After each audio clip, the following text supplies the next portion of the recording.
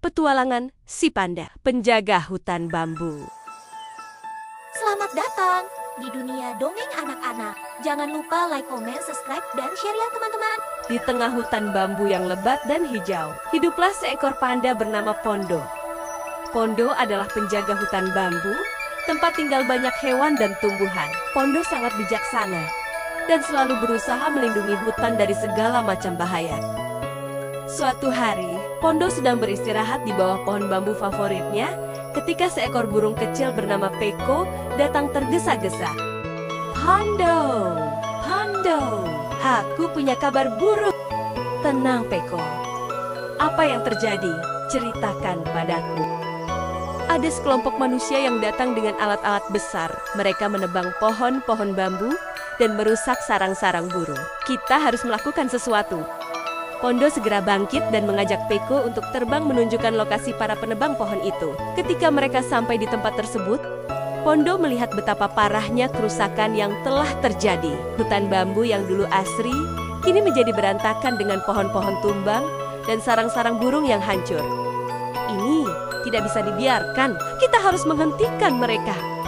Tapi bagaimana caranya, Pondo? Mereka kuat, dan alat-alat mereka besar sekali. Pondo berpikir sejenak. Dia tahu bahwa dia tidak bisa mengalahkan manusia dengan kekuatan fisik. Lalu, dia mendapatkan ide.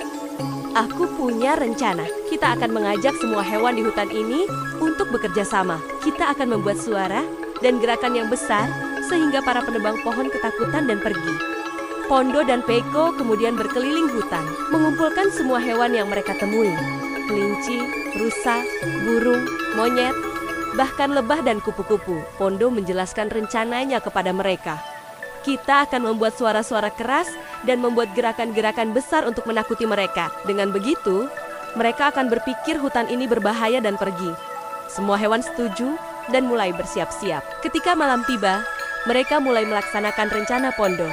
Burung-burung berkicau keras, monyet-monyet memukul-mukul dahan pohon, lebah-lebah berdengung di sekitar telinga para penebang pohon, dan rusa-rusa serta kelinci-kelinci berlarian dengan cepat, membuat dedaunan dan ranting-ranting bergesekan menambah kesan menyeramkan.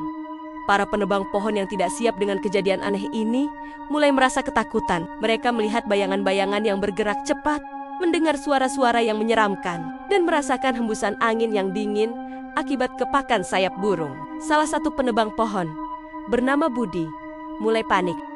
Teman-teman, aku tidak suka tempat ini. Terlalu banyak hal aneh yang terjadi.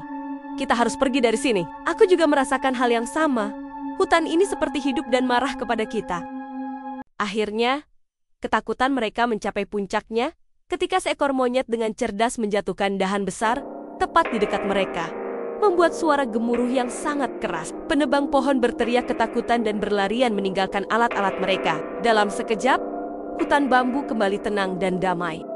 Kerja bagus teman-teman. Kita berhasil mengusir mereka, tapi kita harus tetap waspada dan melindungi hutan ini bersama-sama. Semua hewan bersorak gembira dan berterima kasih kepada Pondo atas kepemimpinannya. Namun, Pondo tahu bahwa tugasnya belum selesai. Dia harus memastikan hutan tetap aman dan mencari cara agar manusia tidak kembali lagi.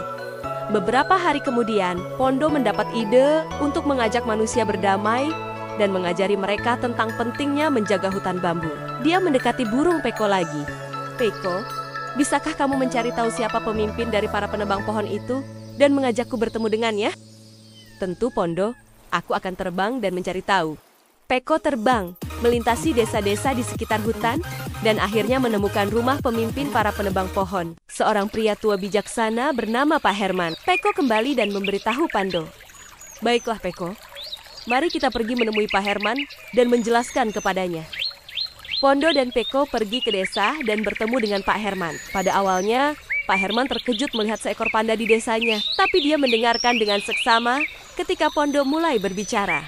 Pak Herman, saya datang untuk meminta agar Anda dan orang-orang Anda berhenti menebang pohon di hutan bambu. Hutan ini adalah rumah bagi banyak makhluk hidup, termasuk saya. Aku mengerti, Pondo, tapi kami juga membutuhkan bambu untuk kehidupan kami. Bisakah kita menemukan cara untuk bekerja sama tanpa merusak hutan? Pondo berpikir sejenak dan kemudian tersenyum. Bagaimana jika kita menanam lebih banyak bambu bersama-sama? Dengan begitu, Kalian bisa mendapatkan bambu yang kalian butuhkan tanpa merusak hutan ini. Pak Herman setuju dengan usul Pondo.